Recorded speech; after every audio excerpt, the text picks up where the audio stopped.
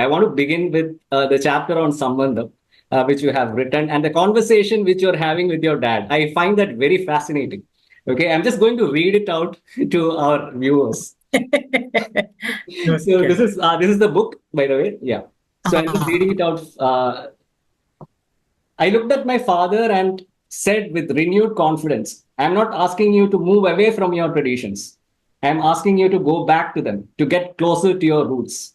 This flummoxed him entirely, and I knew I had won the day. So, Professor Madhavi, I just want to understand from you what was the context of this conversation, and what was the kind of, what was the reason why you had to make such a statement? Right.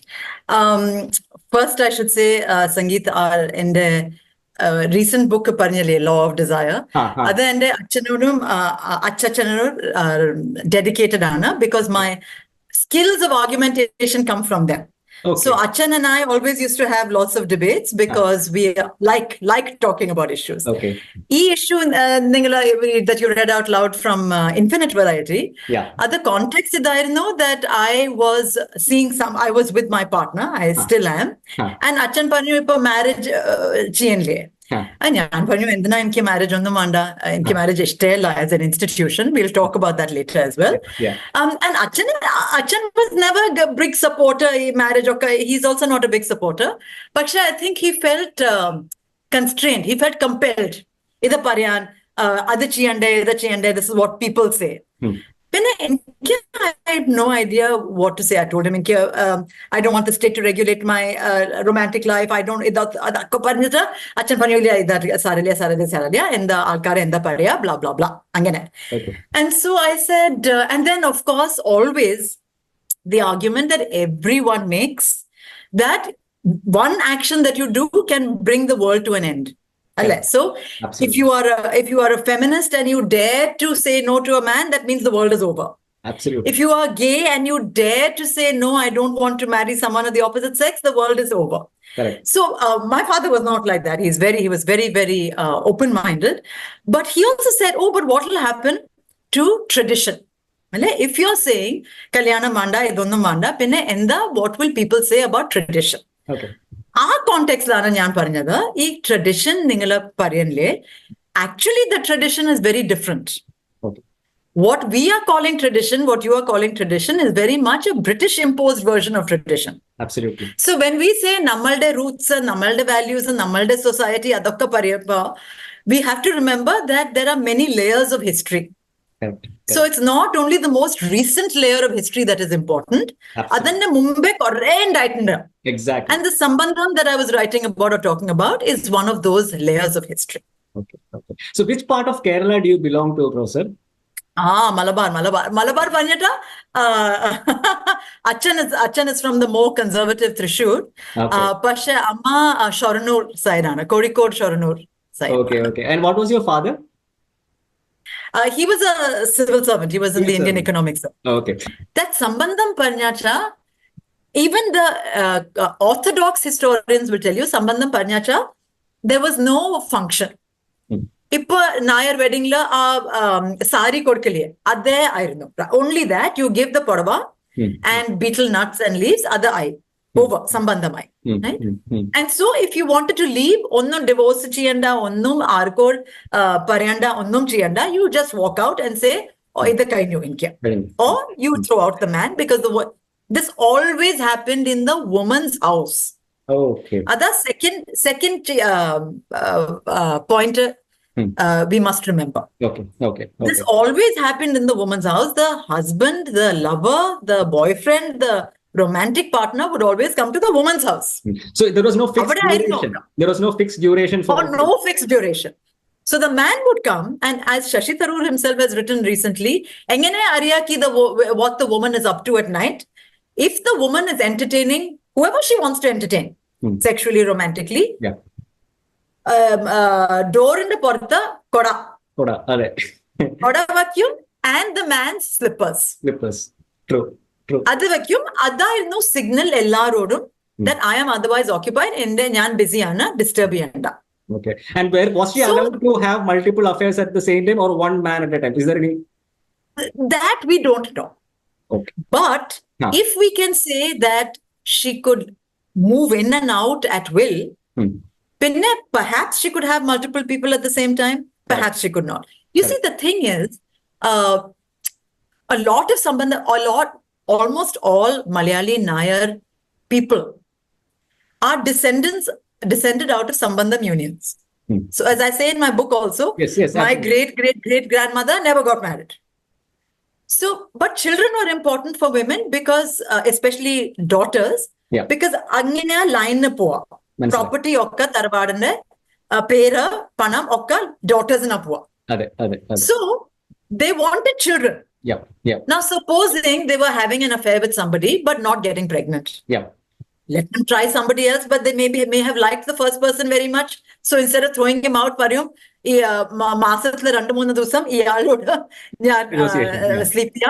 pinna ningala bandalo. So we don't know. The fact is, there were lots of children. The fact is, not all men are fertile. Correct. Absolutely. So there must have been at least some cases in which things must have been happening simultaneously. It was, as you know, the Nair community, in many ways, many people say, is among the most conservative community in Kerala.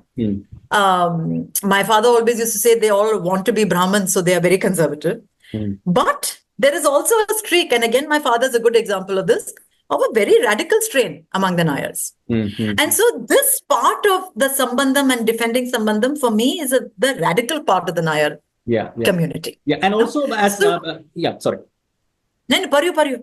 So as you mentioned in the book, the women didn't have to get married to raise children who were born as a part of Sambandam because they had the resources, the name and the family name, the money, everything, right? Exactly. Sangeet. These days, arka marriage vanda. Marriage, of course, it's patriarchal, it's conservative. But marriage vandacha, husband will always insist that the wife changes her name. Correct. Around the world to his name. Kuttiola ayya, kuttiyolka achanda pera avanam. Pinne property okka, especially North India, I'm in Delhi, North India, despite the law, a son's in a korka property. Absolutely. So it is about gaining control over children and property on a marriage and job. Historically, this has been true. The only reason marriage arose was to control women and to control children and to control property. Ipo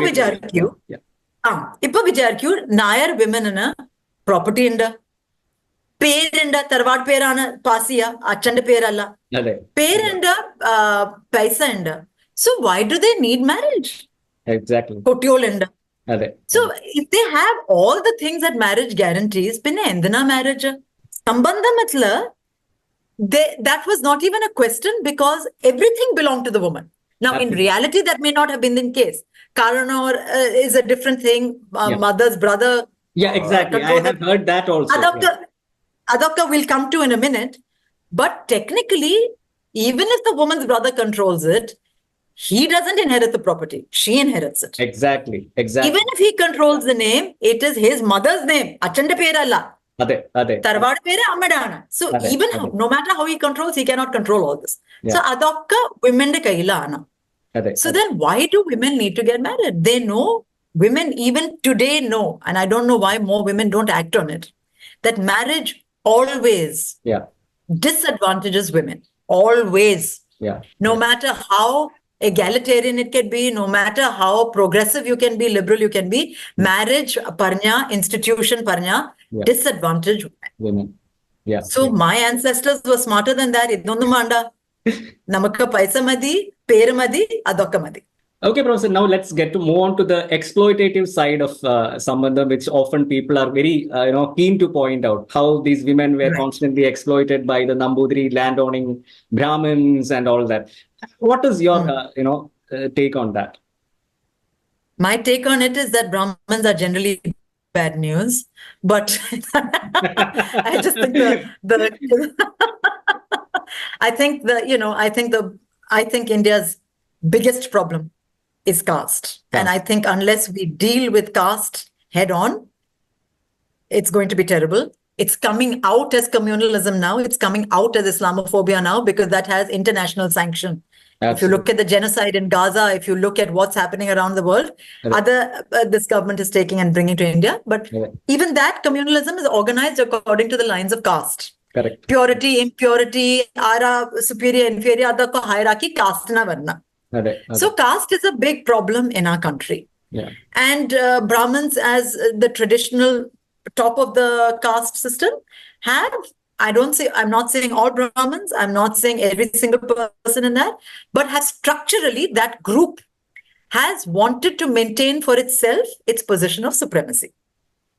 Okay. Now, it is true that in Sambandam, or at least what we know of Sambandam, is that, let me step back. What we know about Nambudris is that among the Nambudri men, only the oldest son was allowed to marry another Nambudri. Okay. Or Antarjanam Parnyata. Yeah. My mother, in fact, has translated a book called Antarjanam, and it is oppressive how they used to live. Devaki Niliyangod Antarjanam. What is the name? Devaki Niliyangod, an author. Okay. My amma is the translator, Indra Menon. She's translated. Title is Antarjanam. Antarjanam. Okay. Antarjanam. Pinne, after the first son, all the younger sons were encouraged to marry, have sambandam with Nair women. Okay. So there is no doubt that there was, because Nambudri men or Nambudri families wanted to consolidate the land and the property only to the first son, so the other sons were sent off. And Nair women preferred Nambudri men to an extent because it actually made no difference to them because the men never got the property anyway. Exactly. So then, but they might have had other people who would have said, oh, Akutti, Pagadi Nambudriana or something, might have had an elevated presence in society. So often, this interaction between the Nambudri younger sons and the Nair women was coerced. I think there is no doubt about that. Okay. Because the Nambudri men wanted that. But I think, because the Nair community had such a high status, and because they were much wealthier, and this is what is important. The Nair community were at least as wealthy, if not wealthier, than the Nambudris. Okay. So, Angane class was actually quite high. Okay. So, I have lots of my great aunts, grand aunts, married to the Maharaja of Trichur, the Kozhikode Samudri, I have sort of relatives in all these places. Okay. And they rose very high. So it's not like the Nair women who were associated sexually and romantically with Nambudiri men were always oppressed. They are equally, of course, there was some status. Exactly. Yeah. Exactly. But I just want to say one more thing, Sangeet, in relation to our earlier conversation we were having. When you said Alkara Paryum is exploitative angle and I know Sambandhanatra, all that, and I said, yes, of course. I would really find it interesting when people are faced with a new idea or a different idea, that they will always say, oh, but this is exploitative, or this is not good, or this is something that might, as I said earlier, bring down the world. You think marriage is not exploitative? Absolutely. You think so when people say, oh, Sambandam was exploitative, well, then do you say the same thing about marriage? Or is marriage just the universal, blessing that everyone should be a part of? Of course, all human systems are exploitative. I don't know of a single one that is absolutely democratic and free. Within that, who gets exploited, when, where, for how long, those differences matter. Yeah. And so when those differences matter, Sambandam for me becomes a really interesting alternative to this kind of patriarchal, patrilineal marriage that is the norm today. Yeah, absolutely. And talking about the exploitative aspect, which you just mentioned, even today, the people who are getting exploited the most are women and children. That is why we have Me Too movement, right? Me Too movement is a reflection of that. That's right.